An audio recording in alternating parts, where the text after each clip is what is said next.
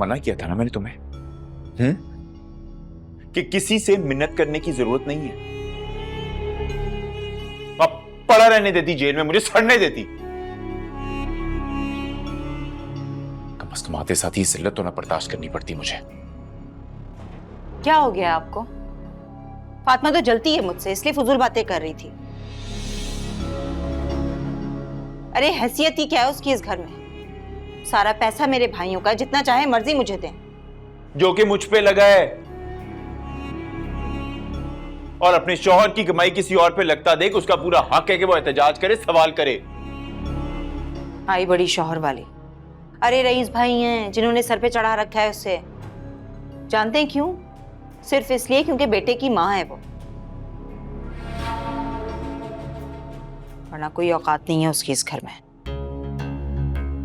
उसकी औकात क्या इस घर में सुरैया तो मुझे नहीं पता, लेकिन मेरी इस घर में कोई औकात नहीं, इस बात का मुझे आज अच्छे से अंदाजा हो गया।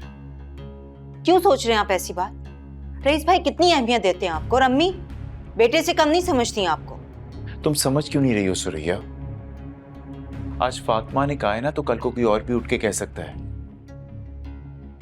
नौमान क्यों इस बात को इतनी अहमियत दे रहे हैं? इतनी छोटी सी तो बात है। देखो मैं तुम अमिर भाई, आप वहां से उठकर चले आए, कुछ खाया भी नहीं।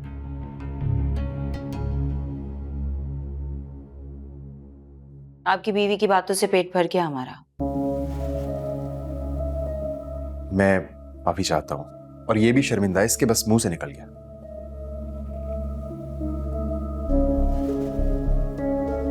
इसकी अकड़ देखकर तो नहीं लगता कि शर्मिंदा है ये। नहीं, ये शर्मिंदा है, मैं कह रहा हूं।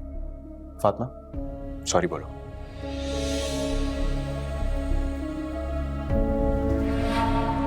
सही से माफी मांगना, मेरा शौहर है।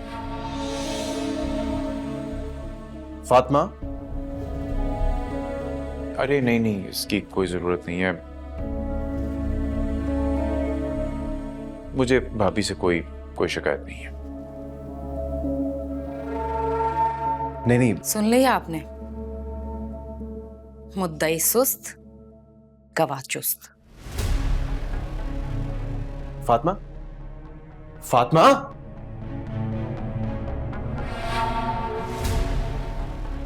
क्या जरूरत थी आपको? मांगने देते ना माफी।